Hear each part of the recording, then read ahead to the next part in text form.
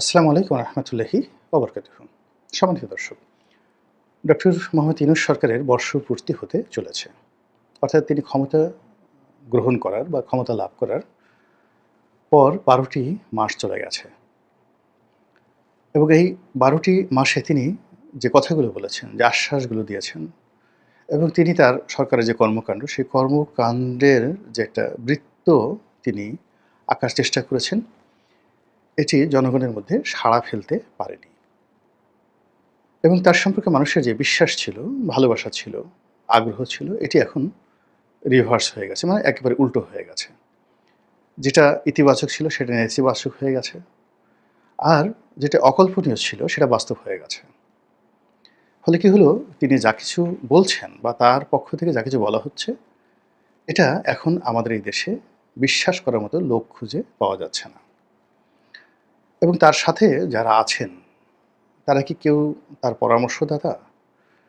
কেউ কি তার বন্ধু? বা এই সরকারের কোনো একজন ব্যক্তি যার সঙ্গে তিনি ঘন, ঘন বৈঠক করেন, তার পরামর্শ নেন।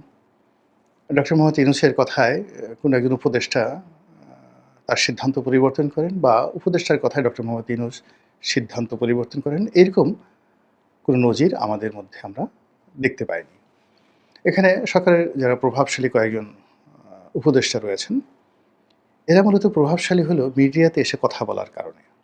তাদের মন্ত্রণালয়ে তাদের যে আউটপুট বলতে গেলে শূন্য, অনেক ক্ষেত্রে নেতিবাচক এবং তারা সরকারের জন্য, দেশের জন্য অনেক আপদ-বিপদ ডেকে নিয়ে এসেছেন অতি কথনের ফলে।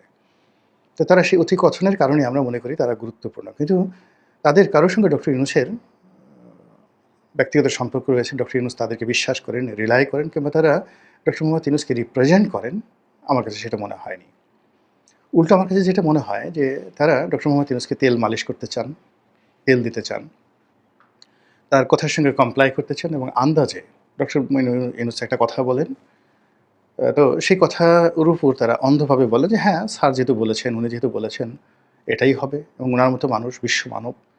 এর বাইরে উনি যাবেন না। তো উনার প্রতি রিলাই করতে পারেন। আমরা জানি তিনি খুব ভালো মানুষ।" ইত্যাদি, ইত্যাদি কথাবার্তা। এগুলো পুরোটাই অনেকটা ইলিউশনের মতো। ইলিউশনের মতো এখন এই কথাগুলো বলার জন্য আসলে উপদেষ্টা হওয়ার দরকার নাই। যেকোনো লোক এই কথাগুলো বলতে পারে। কিন্তু তারা যদি অথরিটি নিয়ে বলতেন যে, "আমার সঙ্গে প্রধান উপদেষ্টার কথা হয়েছে এবং আমি অন বিহাফ অফ প্রধান উপদেষ্টা, আমি আপনাদেরকে গ্যারান্টি দিচ্ছি এটা হবে। যদি না হয় আমি পদত্যাগ করব।" এটাকে বলা হয় অথরিটি। এই অথরিটি আমি কাউকে দেখিনি আজ পর্যন্ত এই সরকারের। এখানে সরকারের প্রেস উইংস আছে, সরকারের উপদেষ্টা মণ্ডলী রয়েছে, প্রধান উপদেষ্টার বিশেষ কতগুলো সহকারী রয়েছেন। তারা ওই তাদের দপ্তরে বসে কিছু কাজকর্ম করছেন আর প্রধান উপদেষ্টার মন মানসিকতা, আকাশের গ্রহ নক্ষত্র, আবহাওয়া প্রকৃতি এইগুলো আন্দাজ করে তারা কিছু কথাবার্তা বলার চেষ্টা করছেন। ফলে কি হলো, সরকারকে কেন্দ্র করে ডক্টর মোহাম্মদ ইউনূসকে কেন্দ্র করে যেটিকে ইংরেজিতে বলা হয় ট্রাস্ট অর্ডিন্যান্স, সেই ট্রাস্ট অর্ডিন্যান্স বিশ্বাসযোগ্যতা তৈরি হয়নি। ডিপেন্ডেবিলিটি, তার প্রতি নির্ভরতা, তাকে নির্ভর করা যায়, এটা তৈরি হয়নি। তার লিডারশিপ কোয়ালিটির উপর শ্রদ্ধা এবং আস্থা। ধরুন আপনি একটা লঞ্চে উঠলেন বা একটা নৌকাতে উঠলেন।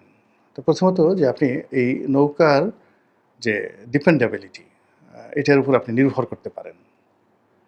তো আপনি সেই অনুযায়ী নৌকাতে উঠলেন। উঠার পরে আপনি নৌকাতে ডানে গেলেন, বামে গেলেন, সামনে গেলেন, পিছনে গেলেন। আপনি দেখলেন যে না, নৌকাটি বেশ ভালো, খুব সুন্দরভাবে চলছে এবং কিছুদূর চলার পরে আপনার একটা আস্থা আসলো যে এই নৌকা করে আমি পদ্মা নদী পাড়ি দিতে পারবো কিংবা গন্তব্যে যেতে পারবো। তো এখন আমি যেটা ১ম এ বললাম যে ট্রাস্ট অর্ডিন্যান্স, ১ম হলো নৌকাটা দেখে আমার বিশ্বাস হতে হবে যে এটাতে চলা যাবে। দ্বিতীয়ত হলো যে ডিপেন্ডেবিলিটি, যে এটার উপর এটা আমার ভর নিতে পারবে। আমি এটার উপর ভর করতে পারবো, এটার উপর বসতে পারবো, চড়তে পারবো এবং আমি চড়লাম। এরপরে কিছুক্ষণ চলার পর তার প্রতি আমার একটা আস্থা জন্ম নেবে। সেই আস্থা যে জায়গাটি, এটি ডক্টর মোহাম্মদ ইউনূস শূন্য। কেউ তাকে আমলে নিচ্ছেন না। এবং সর্বশেষ যেটা, সেটা হলো ভবিষ্যৎ নিয়ে অর্থাৎ গন্তব্য নিয়ে এই আস্থাটা যখন পরিপূর্ণ থাকে, তখন একটা শ্রদ্ধার ভাব চলে আসে, রেসপেক্ট। তো এই রেসপেক্ট ছাড়া আসলে কারো প্রতি স্থির থাকা যায় না। স্বামী-স্ত্রী বলেন, ছেলে সন্তান পিতা পুত্রের সম্পর্ক বলেন, রাষ্ট্রের সঙ্গে জনগণের সম্পর্ক বলেন, নেতার সঙ্গে কর্মীর সম্পর্ক, নেতার সঙ্গে জনগণের সম্পর্ক, রাষ্ট্রনায়কের সঙ্গে জনগণের সম্পর্ক, এর চূড়ান্ত যে রূপ সেটা হলো শ্রদ্ধা। সেই শ্রদ্ধা থেকেই মানুষ বিশ্বাস করে, অন্ধের মতো বিশ্বাস করে।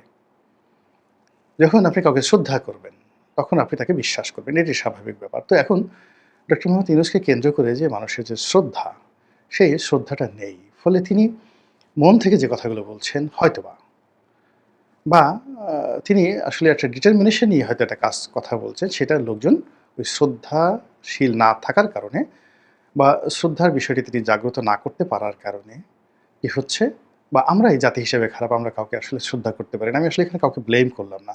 বাট ফ্যাক্ট হলো, ঘটনা যে কারণেই হোক, আমরা তাকে এখন আর শ্রদ্ধা করছি না, যেটি উনি ক্ষমতায় আসার আগে আমরা তাদের প্রতি, আওয়ামী লীগের কিছু লোক ছাড়া প্রায় সবাই, পুরো জাতি ১৮ কোটি মানুষের মধ্যে সেই 2 or 3% না, আওয়ামী লীগের যারা কট্টরপন্থী লোকজন, যারা ইউনূস সাহেবকে জানতেন, চিনতেন বা চিনতেন না, বা শেখ হাসিনাকে খুশি করতে চাইতেন, এরকম লোক ছাড়া অলমোস্ট 95 to 96% পিপল যারা ওনাকে অন্ধভাবে শ্রদ্ধা করতাম।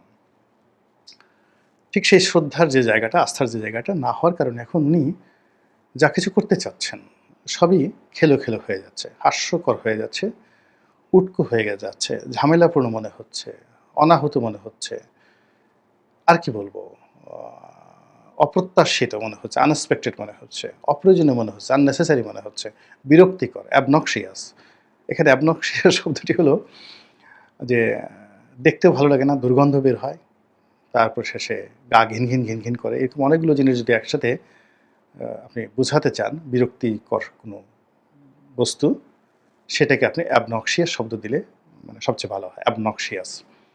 এরকম ওনার সেই যে কর্মকাণ্ডগুলো, এগুলোর সঙ্গে টক্সিন মানে বিষ যুক্ত হয়ে গেছে। যেমন এখন যদি বলা হয় সংস্কার সংস্কার সংস্কার, তারপর এখন যদি বলা হয় reset button reset button reset button, এখন যদি বলা হয় যে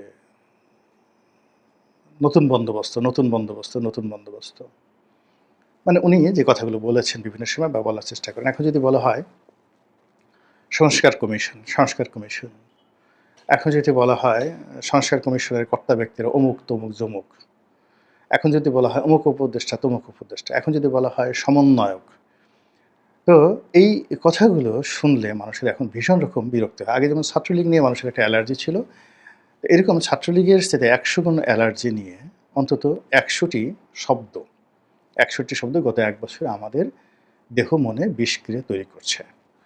ফলে আমরা সরকারের যে গন্তব্য, সরকারের যে কর্মকাণ্ড, এটার উপর বিশ্বাস এবং আস্থা রাখতে পারছি না। সরকার নির্বাচন আদৌ দিতে পারবে কি পারবে না, দেবে কি দেবে না, দেওয়া উচিত কি উচিত না, হবে কি হবে না, এই সমস্ত বিষয় নিয়ে বিচার বিশ্লেষণ না করে আমরা ঢালাওভাবে বলছি যে ও লোক ক্ষমতার স্বাদ পেয়ে গেছে, ও কি আর যাবে, ও ক্ষমতায় বসে বসে যেভাবে পা ঝুলাচ্ছে, এটা নিচ্ছে ওটা নিচ্ছে, ও থাকবেই। ক্ষমতাকে কেউ কি আর ছাড়ে? যে একবার লঙ্কায় যায় সে রাবণ হবেই।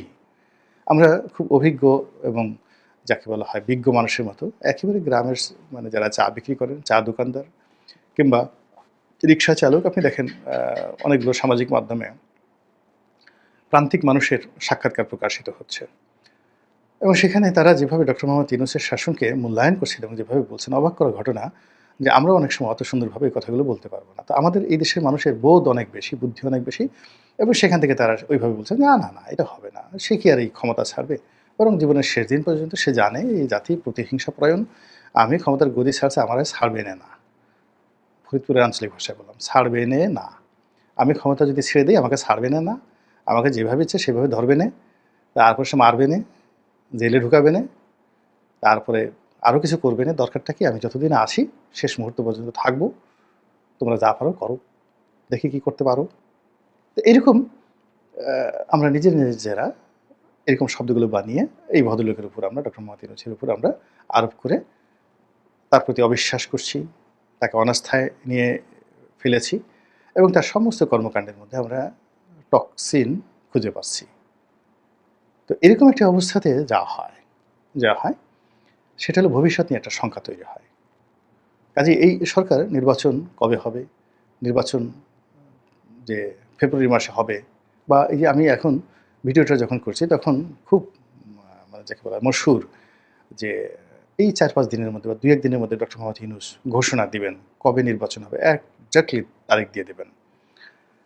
হয়তো দেবেন বা দেবেন না আমি জানি না, কিন্তু আমাদের বিশ্বাস হচ্ছে না। এই যেমন একটা শুল্ক, আমেরিকার একটা শুল্ক, যেটা শেষ পর্যন্ত বাংলাদেশের ফেব্রুয়ারি আসলো। ট্রাম্প সরকার যে বাংলাদেশের ব্যাপারে সিদ্ধান্ত নিলেন, শুল্কটা কমিয়ে এনেছেন 15%, কিন্তু এনেছেন বটে, আমরা কিন্তু বিশ্বাস করিনি এবং এখনো পর্যন্ত আমরা নেতিবাচক কথা বলে যাচ্ছি। কি নেতিবাচক কথা বলে যাচ্ছি? সেটি হলো ওই যে কমিয়েছে, 15% কমিয়েছে। তো 15% শুল্ক কমিয়েছে, কিন্তু এই বিমান বিক্রি করার জন্য 25টি বোয়িং কেনার জন্য বাংলাদেশকে বাধ্য করেছে। তারপরে বিনামূল্যে যে গম দিত, সেই গমগুলো এখন সেখান থেকে কেনার জন্য বাংলাদেশকে বাধ্য করেছে। বেশি দাম দিয়ে তুলা কেনার জন্য আমাদেরকে বাধ্য করেছে। আরও গোপনে গোপনে কত কিছু করেছে কে জানে। হয়তো সেন্ট মার্টিন নিয়ে বাংলাদেশে আমেরিকার সঙ্গে পাঠানোর জন্য কী বলেছে, গোপন চুক্তি করেছে। এই জিনিসগুলো আসে মূলত আস্থাহীনতা থেকে, অবিশ্বাস থেকে। তো সেটা এখন তৈরি হয়ে গেছে এবং এই কারণে কি হলো, আমরা ভয় পাচ্ছি। কিসের ভয় পাচ্ছি? রাজনৈতিক দলগুলো, প্রায় শীর্ষ রাজনৈতিক দল এবং অনেক জায়গায় শীর্ষ নেতৃবৃন্দ রয়েছেন যারা একসময় ডক্টর মোহাম্মদ ইউনূসের উপর নির্ভর করতেন। যেমন মির্জা ফখরুল সাহেবের মতো একজন ভদ্রলোক মানুষ, মাহমুদুর রহমান মান্না, যিনি ডক্টর মোহাম্মদ ইউনূসের সরাসরি ছাত্র, চট্টগ্রাম বিশ্ববিদ্যালয়ে সরাসরি তার ছাত্র, ডাইরেক্ট স্টুডেন্ট। তো ওনারা শেষক্ষণ পর্যন্ত কিন্তু ওনার প্রতি বিশ্বাস রেখেছেন, আস্থা রেখেছেন, ভদ্রতা বজায় রেখেছেন এবং গুনে গুনে যেটা না বললেই না সে কথাগুলো বলেছেন। কিন্তু ইদানিং তারা বলছেন যে না, হবে না। তারা বলছে ১-১-১১-র গন্ধ পাচ্ছে, আরেকটা ১-১১ হতে পারে এবং সেরকম লক্ষণ দেখা যাচ্ছে। যে মানুষগুলো ক্ষমতা নেবে বলে কখনই মনে হয়নি, এখন মনে হচ্ছে তারা ক্ষমতালোভী, তারা ক্ষমতায় থেকে যেতে চাচ্ছে বা আগামীতে তারা ক্ষমতা নিতে চাচ্ছে। দেশে একটা নতুন ১-১১-র পদধ্বনি শোনা যাচ্ছে এবং নানা রকম স্পেকুলেশন আমাদেরকে আবিষ্ট করে রেখেছে, আমাদেরকে ভয় দেখাচ্ছে, আমাদেরকে আতঙ্কগ্রস্ত করে ফেলেছে। অনেকগুলো যাকে বলা হয় আতঙ্ক উল্কাপিণ্ডের মতো ধেয়ে আসছে এবং এর ফলে কী হচ্ছে, নির্বাচন নিয়ে, গণতন্ত্র নিয়ে আমাদের যে বিশ্বাস, সেই বিশ্বাসটা ধ্বংস হয়ে যাচ্ছে। আর ১-১১-র মতো বীভৎস, ১-১১-র মতো একটি মানে যাকে বলা হয় আতঙ্কের শাসন, একটি সামরিক শাসন, একটি সেমি সামরিক শাসন, একটি জরুরি অবস্থা ইত্যাদি অতীতে বহুবার হয়েছে আমাদের দেশে। ফলে আমরা ওই আতঙ্কগুলো আবার অনুভব করছি।